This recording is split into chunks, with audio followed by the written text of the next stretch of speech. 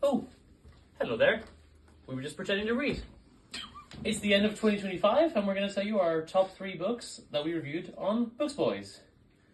Would you like to go first, or shall I? I'll go first then. Okay, you go first. Shall we do it together? So, number 3 book for the year for Let's do me, it. Strangers. It was a fantastic book, basically about a guy reconnecting with his dead parents, and made me cry. It was very fantastic and fantastical. Now, before we go further, do you have an honourable mention, or just your top 3? Did not think of honorable Okay, mentions this year. I'll do my honourable mentions first. The Life of a Fellow Called Chester by the Dean. Please check it out. Also, the reason I'm going to do these honourable mentions are because I reread some books that I already knew I liked, like Animal Farm, some Dickens. I did Nicholas Nickleby. Also gave Palace of Illusions in April, more because it's a bit tied into a religious text, so I didn't give it as a novel as such. So those are my honourable mentions, those 3.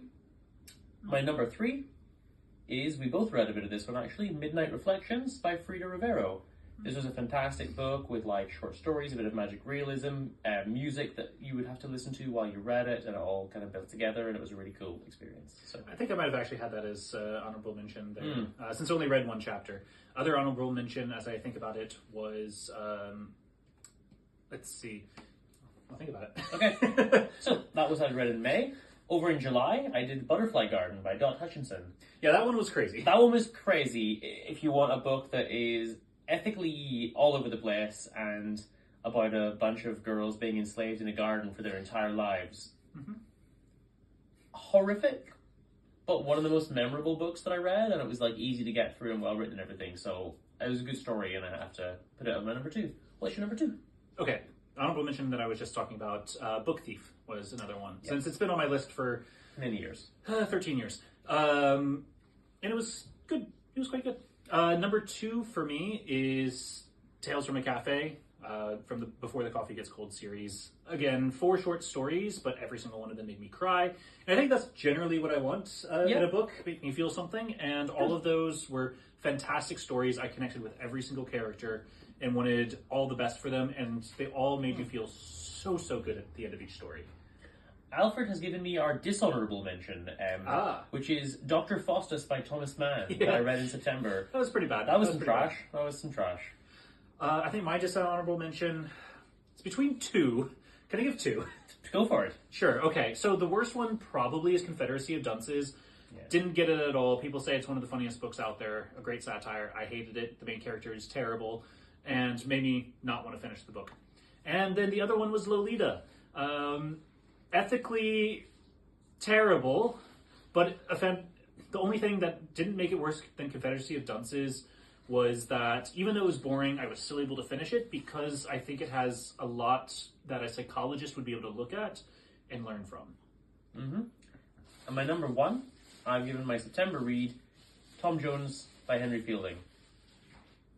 Like, we're talking 100 years before Dickens, but all the elements of that type of story, long but didn't seem long, great storytelling, great characters, great sort of characterizations, and quite humorous and everything.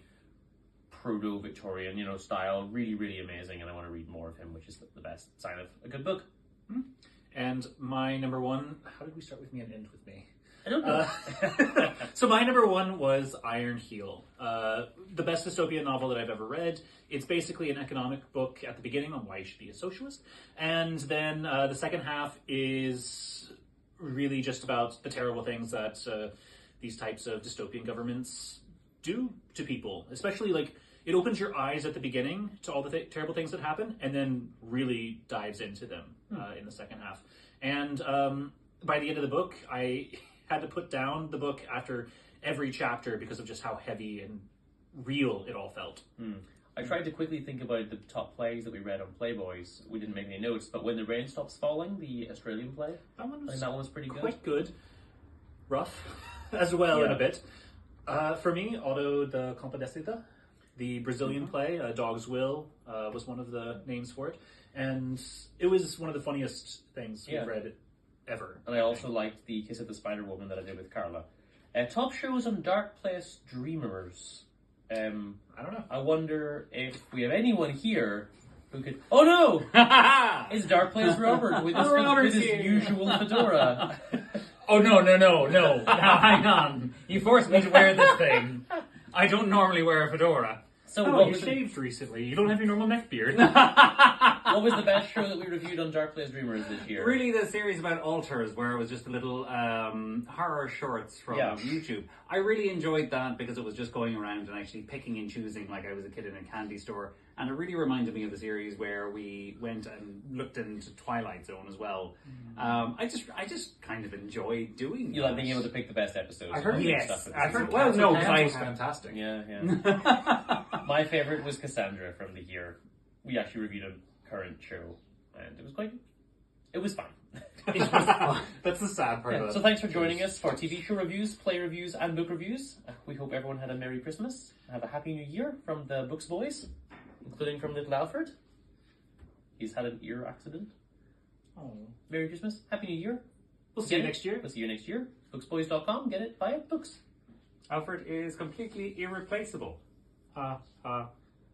Boy. Sweet dreams, everyone.